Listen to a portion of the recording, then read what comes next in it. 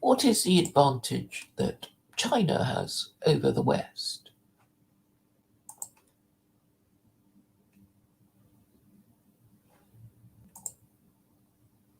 It seems obvious to me. Many things are obvious to me, but difficult to grasp for a lot of Westerners. I'm saying that the West doesn't have a functioning moral system, and I don't think people even understand what I mean, or they don't care, or possibly the people. Well, I think it's more than a possibility that the people that I talk to are not fit to discuss these matters. They're just not of the intellectual caliber capable of understanding what I'm trying to say, even though quite a few of them have gone to university. This is testament to the failure of university education. Or they are too morally corrupt to engage properly because they don't want to discuss what is really wrong with their society because they prefer to blame Jews and Muslims and foreigners and non-whites. So what I'm dealing with is moral and political collapse, and I would like to explain how it came about and why the West fears China. It knows it's falling behind, and it's falling behind because of its stupidity and degenerate policies that it refuses to acknowledge. And the more it falls behind, the more it seems that they sanctify democracy. And this is exactly the wrong thing to do, because if something is failing, well, you have to have a look at it and not pretend that it is in some way sacred and not to be questioned, like in the way that the Pope refused to question or entertain a challenge to the view that the sun went round the earth.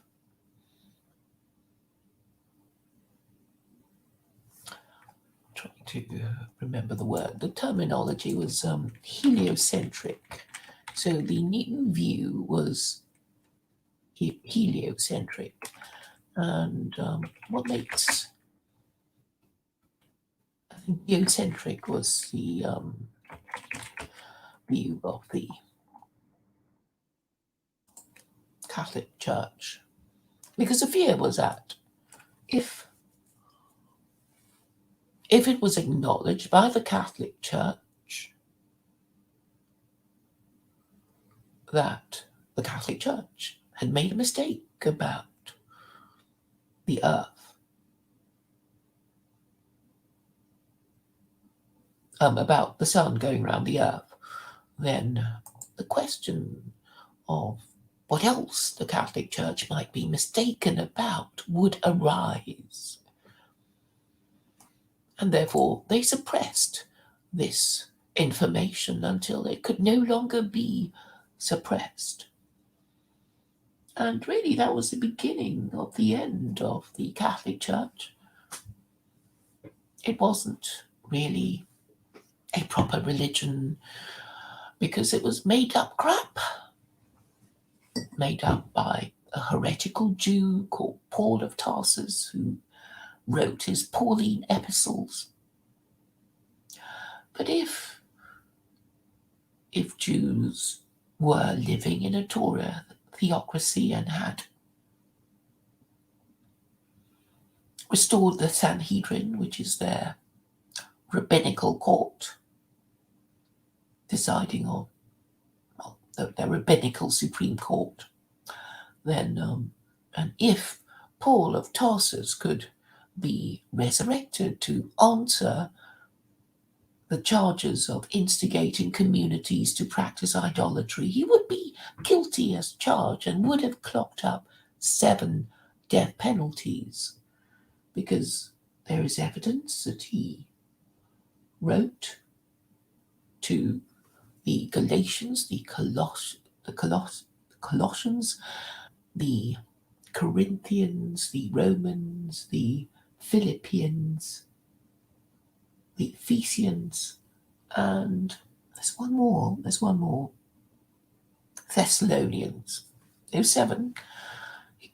He wrote those 7 letters, and he instigated those communities in those places to practice idolatry. So he would have clocked up 7 death penalties. Of course, the Jews are not going to say that. They don't want to offend their Christian overlords with their history of being persecuted by their Christian government when they were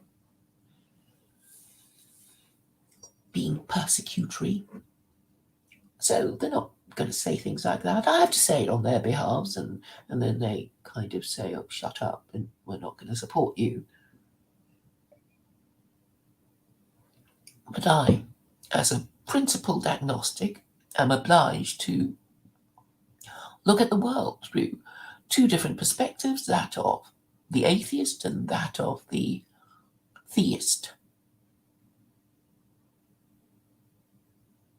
So, if the Abrahamic God did indeed issue his commandments forbidding idolatry and blasphemy, then Christians are clearly transgressing against his prohibitions against idolatry and blasphemy. And after all these centuries, no one has questioned them but me.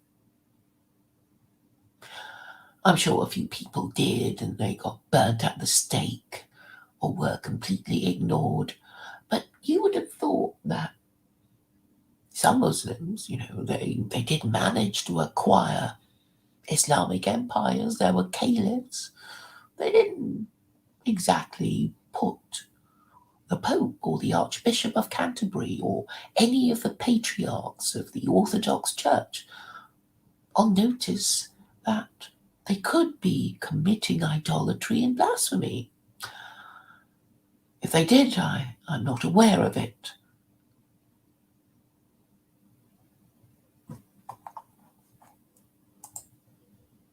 But anyway, this is the theological situation.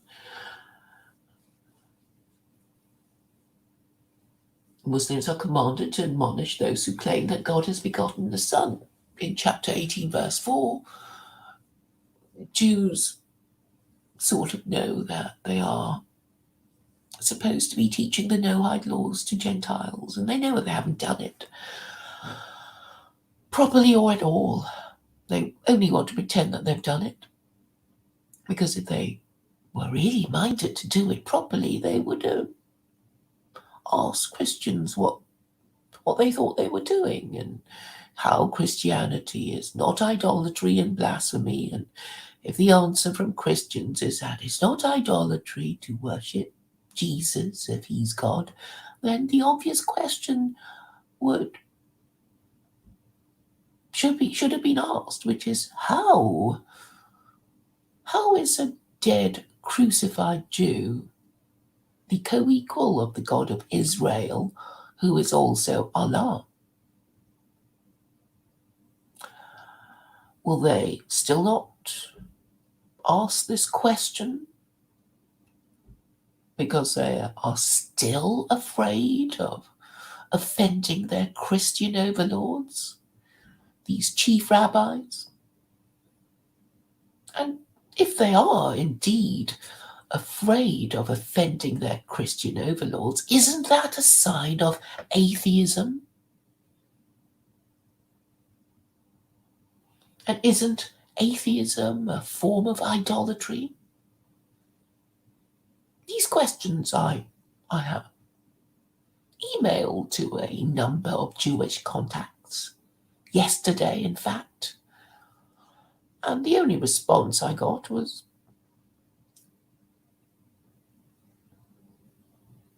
unsubscribe me from this intrusive and superficial drivel. They have no answer. they can say that we don't have a duty to teach the no-hide laws. Then what is it for?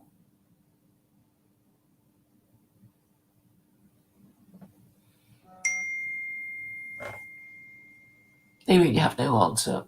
So Muslims can easily point out to Jews that if they want to remain Jews, they would have to consider the possibility that they will be punished for their transgressions. There are, after all, 36 capital offences in the Torah, and they are for really things that would shock us. Breaking the Sabbath, death, idolatry, death, blasphemy, death, sodomy, death, adultery, death, breaking the Sabbath, death, picking up sticks on Saturday, death. A number of sexual offences. But the most interesting one is the one of nidachat, meaning being a citizen of a city that has gone astray. And that must mean being a citizen of any Christian nation in Christendom. So any Jew with a passport to a country that regards itself as Christian is technically guilty of nidachat.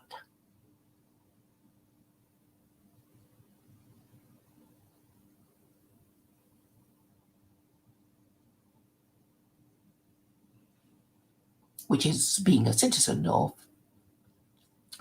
a city that has gone astray, i.e., is practicing idolatry, and the method of execution is death by beheading. And it's all, down in black and white. They can't deny it. If you Google 36 capital offences, it will be on BBC bite-sized GCSE religious studies. They can't deny it.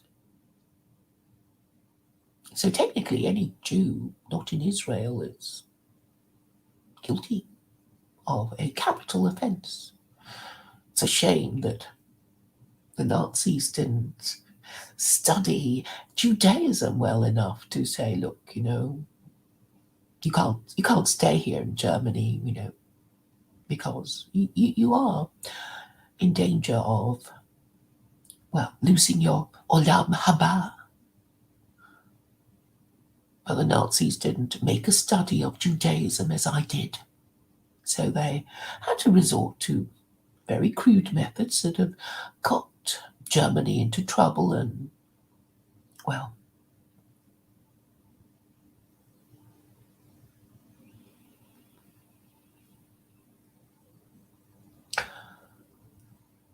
so we know that Jews are the world's most ancient and powerful tribe, and they still exist. So they can claim that the reason why they still exist after so many repeated attempts to exterminate them when they are so few is evidence of God's protection, particularly if they have been chosen by him.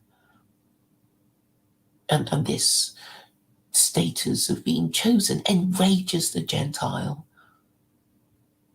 Envy is often a justification, an explanation for baseless hatred.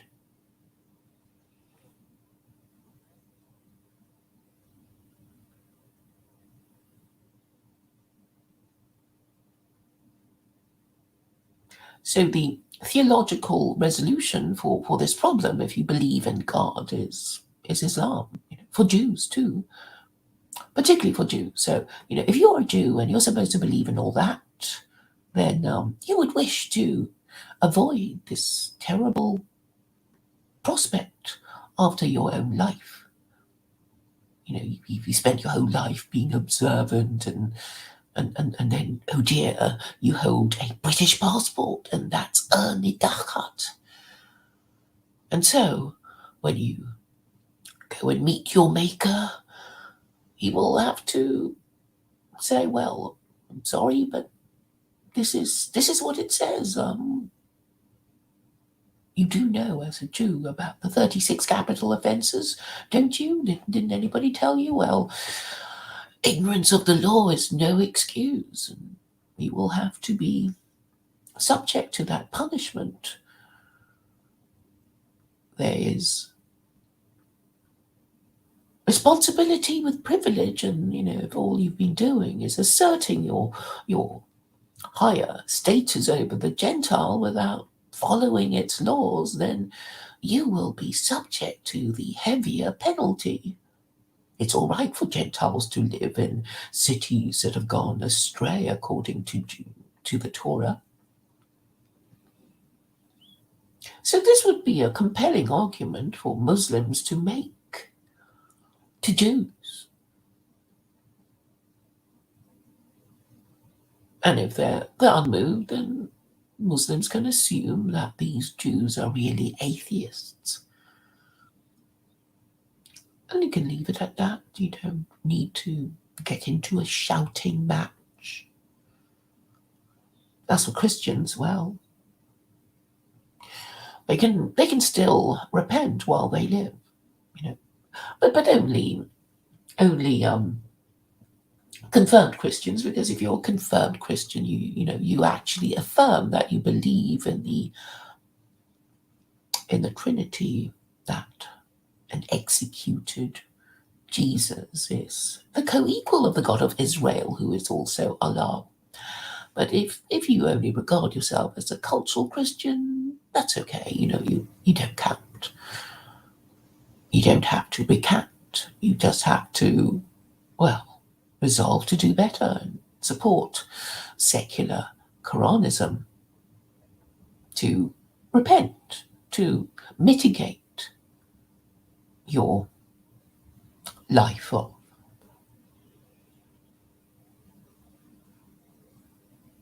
living in a way that is not in harmony with Quranic principles.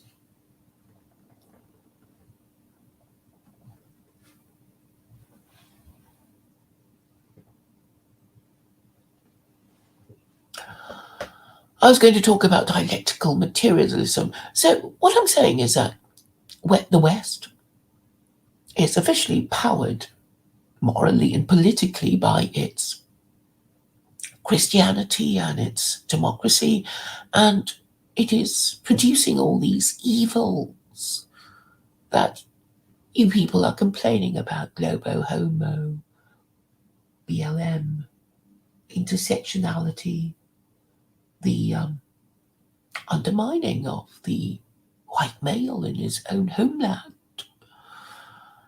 for which it seems he will not blame anyone else but Jews, when really it is a problem of liberalism which he is refusing to acknowledge and accept, because he would rather hate Jews than accept that somewhere along the way, in the centuries past, something went wrong about his belief system.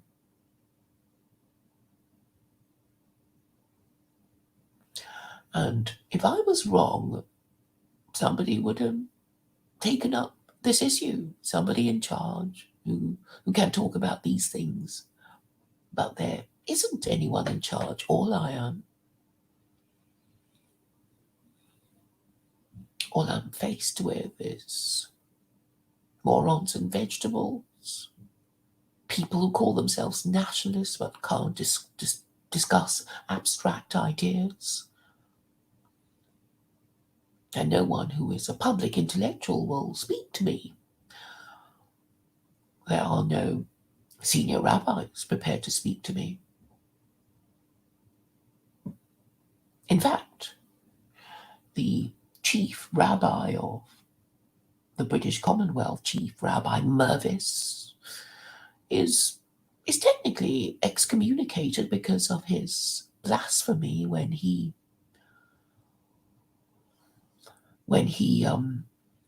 assisted Her Majesty's government in compiling a handbook for LGBT, an LGBT handbook for Jewish schools. So the Haredi are very angry with Mervis about that. And what we should understand is that chief rabbis have no moral authority over Jews because they are actually a badge of Gentile imperial domination.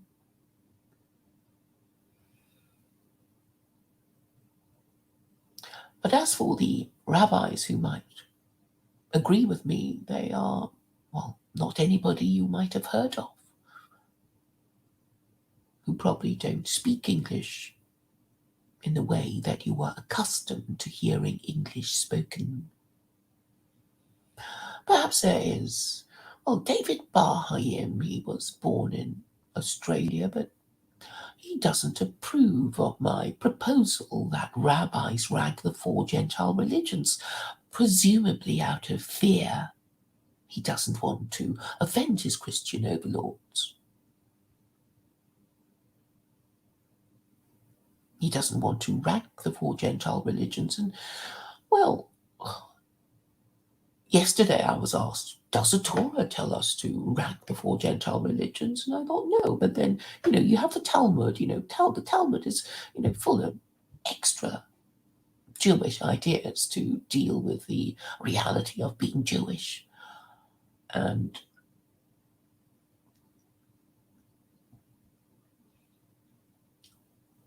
it is in the Talmud that the 7 Noahide laws are listed.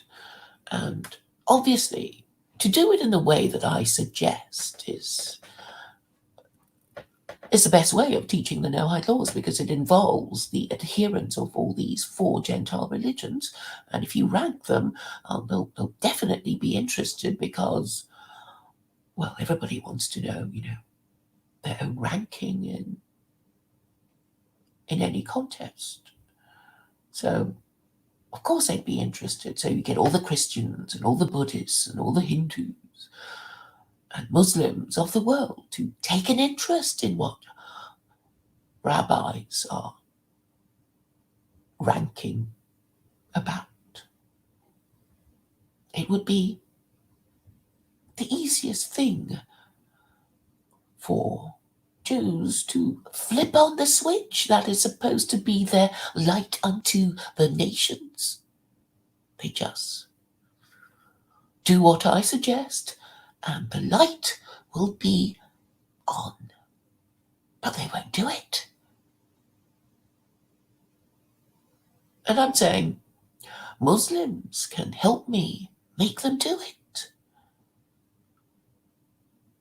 If they refuse to do it, they are really displaying their atheism and their disobedience to God's laws. And there are terrible punishments, and they are listed in Deuteronomy 28. There are plenty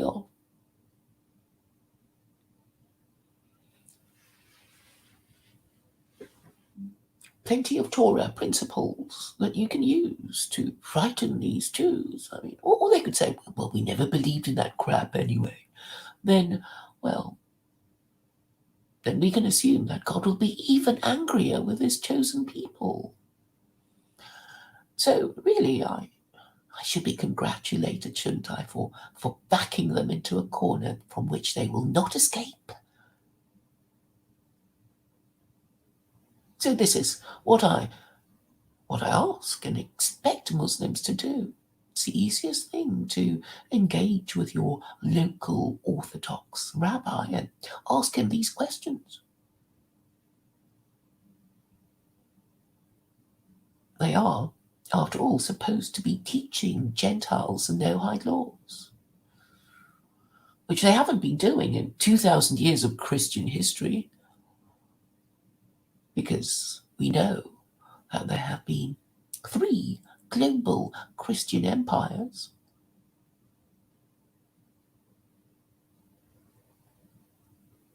But Muslims haven't exactly been doing their job either, their jihad, because chapter 18, verse 4 of the Quran commands them to admonish those who claim that God has begotten a son. And I don't think there's any written record of any Muslim national leader asking the Pope or the Archbishop of Canterbury how and why Christianity is not idolatry and blasphemy, or how and why Jesus is God.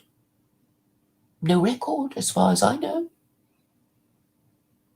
But maybe these Jews and these Muslims can put their differences aside and ask the Pope and the Archbishop of Canterbury these two crucial questions. And if they refuse to answer, well, then we know of what stuff the Trinity is made of. So we are coming to an interesting phase in human history. You can help me, or you can ignore me. I see only 5 concurrent viewers.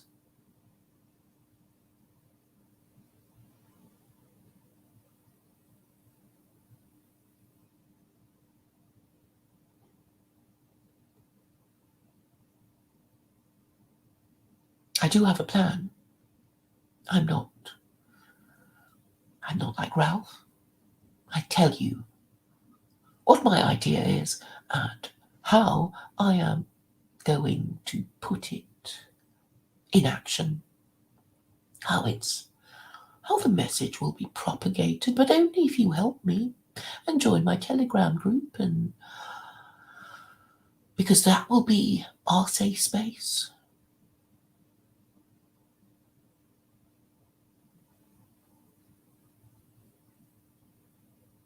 It would be a shame that I am silenced